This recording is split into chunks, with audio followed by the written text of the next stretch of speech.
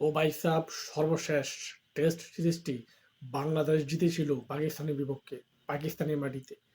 এবার পাকিস্তান এসেছে বাংলাদেশের মাটিতে।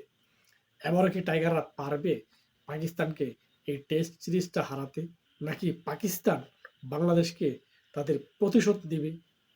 এটাই দেখার বিষয়।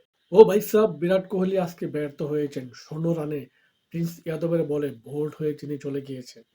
তার দল বেঙ্গালুরু আজকে দরকার ছিল রান, কিন্তু সেই প্রয়োজনের সময় বিরাট কোহলি ব্যর্থ হয়েছেন।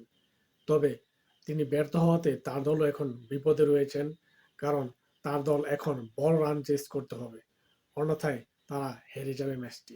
ও ভাইসা, bad news for Pakistan fan. কারণ কি, বাংলাদেশের সাথে প্রথম টেস্টে রোল আউট হয়ে গিয়েছে বাবর আজম।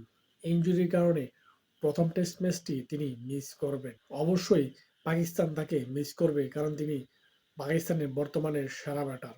তবে বাংলাদেশের জন্য এটা খুব ভালো নিউজ, কিন্তু পাকিস্তানের জন্য ভেরি ব্যাড নিউজ। ও বাইরে ভাই, অস্ট্রেলিয়ার ব্যাটার মানেই কুবা শামসু।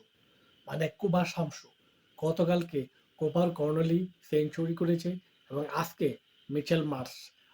জোরো ব্যাটিং কাকে বলে সেটি করে থাকেন অস্ট্রেলিয়ার ব্যাটাররা। তিনি এখন পর্যন্ত ৫১ বলে ১০৭ রানে অপরাজিত রয়েছেন। বৃষ্টির কারণে খেলা বন্ধ রয়েছে। তার মাধ্যমে আমি একটি কথাই বলি যে অস্ট্রেলিয়ার মানেই দানব, অস্ট্রেলিয়ার ব্যাটার মানেই দুর্দান্ত।